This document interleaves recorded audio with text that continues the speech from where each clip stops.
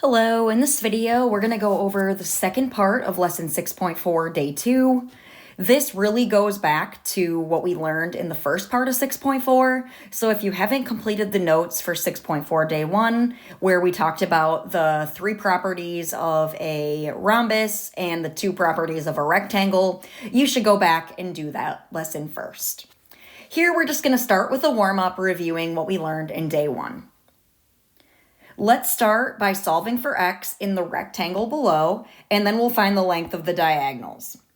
Given that this is a rectangle, remember that one of the properties of rectangles is that if a quadrilateral is a rectangle, then the diagonals are congruent, and QS and RT are the diagonals. So if the diagonals are congruent, the first thing I'm going to do is just solve for x. So let's go ahead and solve 2x plus 11 equals 5x minus 31. And we can do our algebra here. I'm going to move the 2x to the other side. And then in the same step, I'm going to move that 31. That way this side is just 3x. And then if I add 31 over here and over here, we end up with equal to 42. Now we can divide by 3. And when we do that, we get 14. So x is equal to 14. And now that we know x, we can go ahead and calculate the length of the diagonals. So for QS, we just need to take 2x plus 11, so that's 2 times 14, add 11, 28, add 11 is 39. So QS is 39. Now I know that RT should also be equal to 39, but just to make sure, I am going to also calculate it. So RT will equal 5 times 14 minus 31, which is 70, and 70 minus 31 does indeed make 39.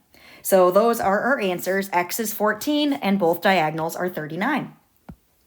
For the second part of your warm-up, we want to find the missing angles in the rhombus below.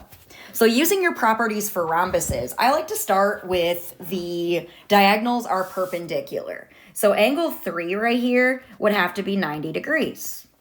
We also know that in a rhombus, each diagonal bisects a pair of opposite angles. So that green diagonal that I just colored in, all 4 of these angles are going to be the same. So if one of them is 27, we know that angle 4 is also 27 degrees. And so is angle 1 and angle 2. And now to finish it up, we can do this in a variety of different ways. I think the easiest way is probably just to look at the triangle right here. So if we look at the triangle formed right here, we have a right triangle. And in a right triangle, the 2 acute angles are going to be adding to 90 degrees. So I can take 90 and subtract 27, and that is equal to 63. So that makes angle 6, 63 degrees. And then angle 5, remember all of these are going to be the same. So angle 5 will also be 63 degrees.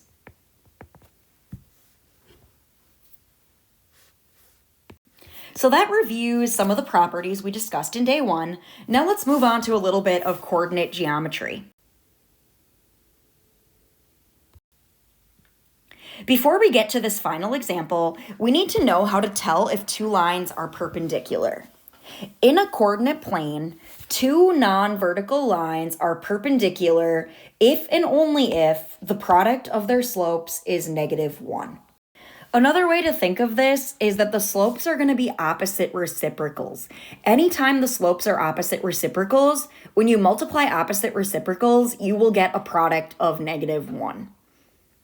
So let's go ahead and start with this example where we're going to show that the diagonals of square EFGH are congruent perpendicular bisectors of each other. First, let's draw in the diagonals in the picture. So the diagonals here are EG and FH. And there's kind of 3 things that we need to show. We need to show that they're congruent, perpendicular, and bisectors. I'm going to start by showing that they're congruent. To show that the two diagonals are congruent, we need to find the length of each diagonal. So we're going to use the distance formula that we learned earlier this chapter by doing the square root of x2 minus x1, quantity squared, plus y2 minus y1, quantity squared. So if we start with, let's go back to EG.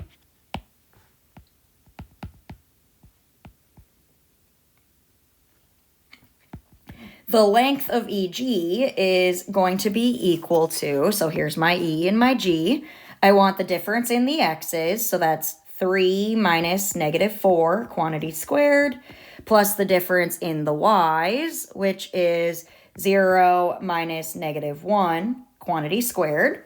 And then remember that double minus makes a plus, so here I have 7 squared plus 1 squared. And that is equal to 7 squared, so 49. 1 squared is 1, so that makes the square root of 50. Now, hopefully the other diagonal has the same length. Let's go ahead and check out FH. So FH, again, I'm going to use my formula here. So I have FH, so I'm going to go 0, so I'm using these 2 points right here. So change in x will be 0 minus negative 1, quantity squared, plus the change in y, which is negative 4 minus 3, quantity squared. Well, that's going to be 1 squared plus negative 7 squared. And remember that when we square a negative, we always get a positive. So this is 1 plus positive 49, which is the square root of 50. So right here, we just showed that they're congruent because they're both the square root of 50. So we have EG is congruent to FH, and that completes the congruent portion. The next thing we need to show is that the two diagonals, EG and FH, are perpendicular. And to do that, we need to calculate the slope. So to calculate the slope here, since we have a picture already drawn for us, let's just go ahead and use the rise over run. So I'm going to start with the slope of EG, and the slope is defined as the rise over the run. So if I look at EG, to get from E to G, we have to go up 1, and then we have to go over 1, 2, 3, 4, 5, 6, 7. So the slope of EG is 1/7. Let's do the same for the slope of FH. So beginning at FH, we have to go down 1, 2, 3, 4, 5, 6, 7, and then over 1. So down 7 over 1. Well, notice that if I do the product of my slopes, which is 1 over 7 and negative 7 over 1, the product of that is going to be negative 7 over 7, which is negative 1. And that means that we have EG is perpendicular to FH. So we have now checked both criteria.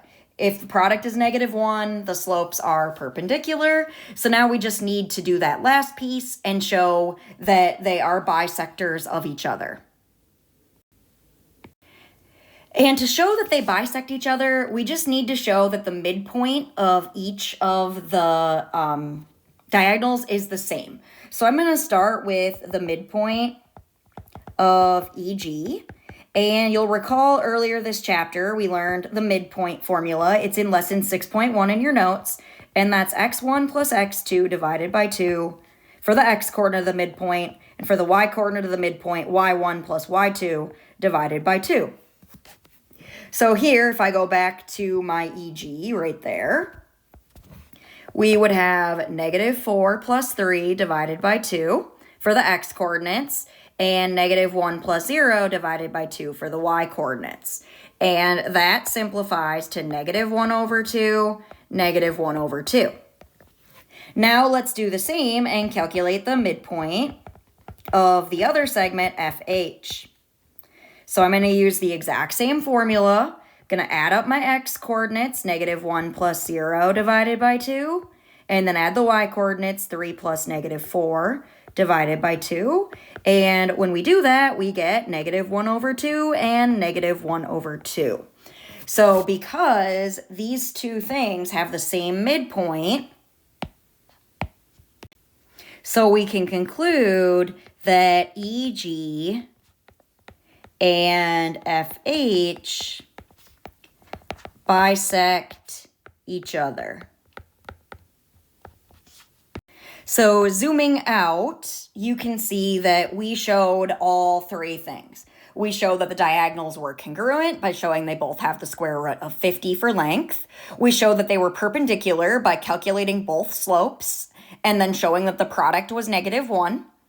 And then lastly, we showed that the diagonals are perpendicular bisectors of each other because they have the same midpoint. And this concludes lesson 6.4. Thanks for watching. Bye.